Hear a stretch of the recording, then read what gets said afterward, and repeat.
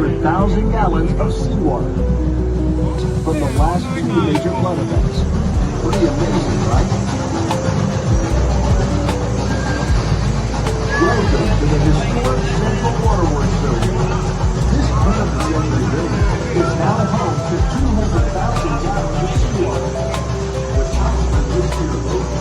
Research through our development of classroom curriculum.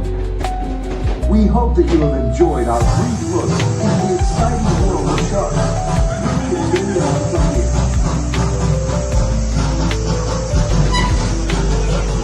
This turn-of-the-century building is now home to 200,000 gallons of seawater.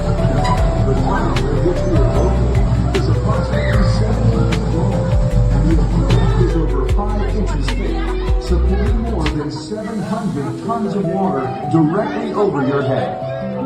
There are several different species of sharks swimming around us.